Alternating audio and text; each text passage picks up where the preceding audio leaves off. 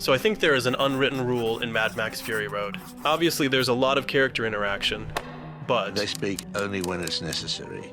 that's why Max has only 62 lines of dialogue. He mainly communicates through grunts or gestures.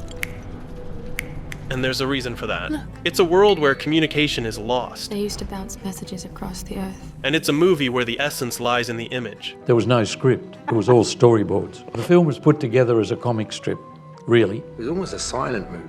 That's why when Furiosa has her breakdown upon learning that the green place has been destroyed, You passed it. she falls to her knees at her lowest, on the ground. Whereas by the end of the movie, once she finds redemption, she ascends to her highest. It is by my hand you will rise! And this duality of up and down is present throughout the entire film. Get ready. Below, there are the people, the dirt, and death, and at the top lies everything of value and power. Vegetation, resources, and most crucially, water. In this sense, Immortan rules like a king in a medieval fable. It's an allegory, but not just an allegory of the world, political and social, but also an allegory of the world that is very psychological and deep within us. And I mention this because what makes Mad Max a masterpiece of action isn't just its outstanding choreography and visual impact, but also its multiple layers of meaning. Because you can take an apparently simple story and you can load it with a lot of subtext. And of course this subtext is evident in pivotal scenes, like the first encounter between Max and Furiosa, but also in more casual moments without narrative weight, like this one. You're bleeding. That's not his blood. When Max returns after facing the so-called war boys, What is this? those young men raised from childhood to be warriors, and washes the blood from his face It's mother's milk. with mother's milk.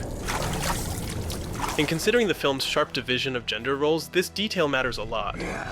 Men are either soldiers or blood bags, while women are depicted as wives or milk machines. You having a baby? Warlord Jr. Gonna be so ugly. It could be a girl. And if men in the film are closely associated with death and war, women are symbolically linked to the creation of life.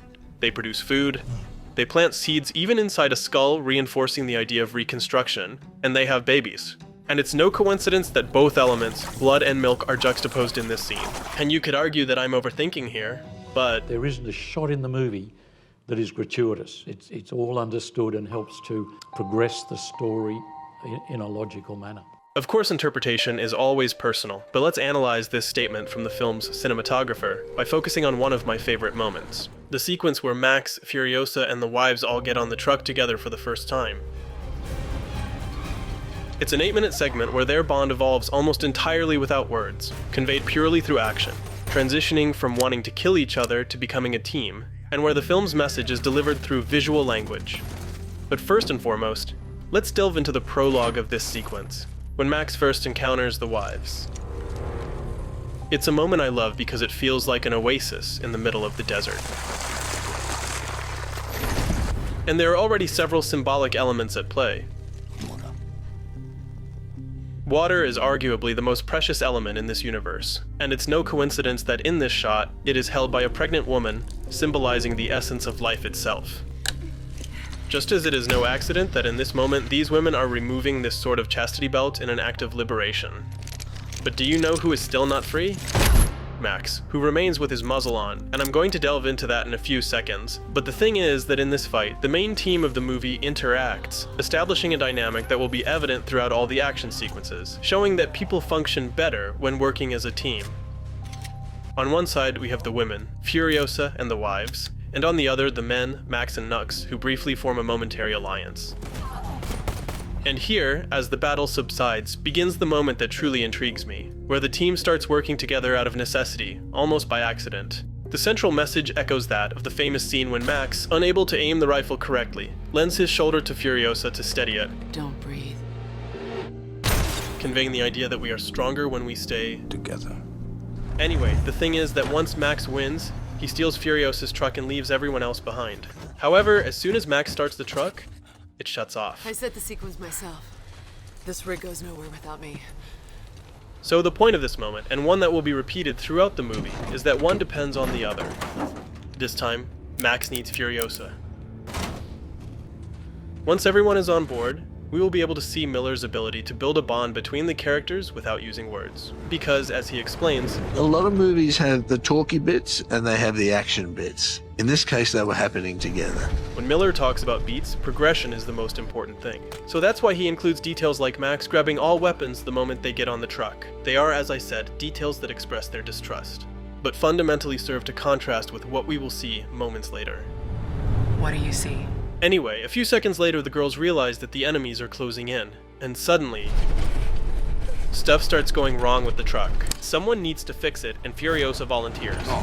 But if she does, they'll lose time. So Max has to go. This time Furiosa is the one who needs Max.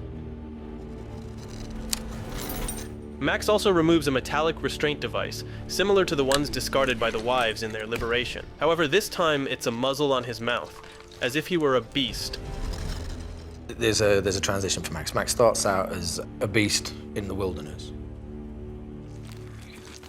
He then, on escaping his situation and meeting Furiosa, slowly finds his voice. And it's no coincidence that he does it in this sequence, because it's from here that he begins to humanize.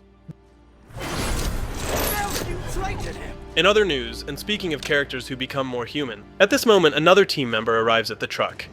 Knox. It's over. You can't defy him. But he doesn't receive a warm welcome, and his stay on board is very short. Not to blame. And who killed the world? And these lines are interesting because it's clear that Immortan Joe didn't kill the world, but in this case, he's a symbol representing those who did for George Miller. It's not by chance that all the figures of authority in the movie are old rich men who send their boys to war, and it somehow suggests that it was a vicious cycle that led humanity to that point, to a post-nuclear war world. In the end, once they manage to get rid of Nux, they park the truck in a valley where some bikers Furiosa made a deal with are waiting to help them. We count 3 war parties! But things got messy, because now half of Australia is chasing them. You drive out of here as fast as you can. Once again, Furiosa needs Max to drive the truck when they make their escape, but Max needs Furiosa too, since she's negotiating and distracted the bikers. 3,000 gallons of gasoline, just like you asked. So as you can see, it's a situation where they couldn't make it out safely without each other, especially after everything goes horribly wrong. Finally, once the escape is underway and Furiosa manages to get on the truck without getting her head blown off, Max shows his first sign of trust towards her. He goes from wanting to kill her or take her weapons to actually giving her one. The trust between them develops through action, which is why gestures like these are so important for the beats Miller talks about. Keep in mind, there's only 9 minutes between one moment and the other, and this keeps happening throughout the entire sequence because gradually these people start working as a team. Max drives but also shoots, Furiosa shoots but also maneuvers the truck. And there are moments where teamwork is constantly emphasized, like this one when Furiosa climbs up to be the sniper and Max hands her the gun. It's an action that might not need to be there. Furiosa could have reloaded before climbing up, just climbed up without loading the rifle like in most action movies, where nobody bothers to reload. But despite the chaos, Miller takes the time to emphasize these minor details, reinforcing the sense of mutualism. Reload the clip. Slowly, the women in the back also take on roles in the team, either reloading weapons or using their bodies as human shields. These aren't just damsels in distress, they're actively involved. However, what happens with Max and Furiosa is the most interesting part. Once the sequence progresses, there are shots where they're shown as a single entity, and choreographed moments when you can see their connection. By this point, they operate in perfect harmony. We had a deal! Again, their bond develops through action. Max goes from wanting to kill her to saving her life. And this progression really gets reinforced at the climax of this scene, because the war boys tear off the steering wheel with a harpoon and Max's hand gets stuck, and everyone helps him get free. And now with no wheel, Furiosa uses a wrench to steer the truck, but she needs Max's hand to move it and avoid crashing into a rock. And no need to say that there's nothing more symbolic than two people using their hands to steer together. They need each other, or even more. They no longer function without one another. Seconds later, Hanger also avoids crashing, and upon seeing that she's okay, Max smiles for the first time in the film. Although it lasts only a few seconds because she slips and ends up dying. Did you see it? She went under the wheels. Turn the rig around. Go back for her! And Max's reaction to her death shows he's affected, even if just a bit. Which is interesting because just a few minutes ago he was shooting at her. Again, the evolution of their bond and the dramatic progression is shown through action. And this is a crucial moment for Max because for the first time, he stops being just a beast worried about survival And now she's dead! and becomes a human being. And that's what I love about this sequence. How practically, without saying a word, the characters end up in a very different place from where they started. And this ending, the death of that girl, is what maybe plants a seed in Max that will serve as fuel for the rest of the movie. Empathy. But the point is that in just minutes, the characters go from enemies to allies. And the sequence is just one example. But throughout the entire film, we'll see action scenes where the idea that we're stronger when working together gets reinforced. Whether it's slicing through a chain, steadying a rifle, or freeing a truck stuck in thick mud. And of course, in those moments where the characters save each other's lives. Like Furiosa saving Max, putting herself at risk and getting stabbed in the process. Or Max finally saving Furiosa, giving her his blood, and proving that men can also give life. By the end of the movie, Max stops being that wordless beast of the desert and regains his humanity, and therefore, his name as well. Max. My name is Max. So the next time you watch an action movie with so few dialogues, perhaps you can ponder what lies behind them. Where are you?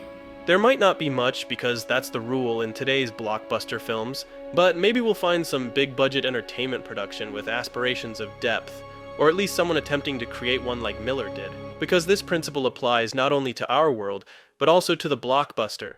If you can't fix what's broken, You'll go insane.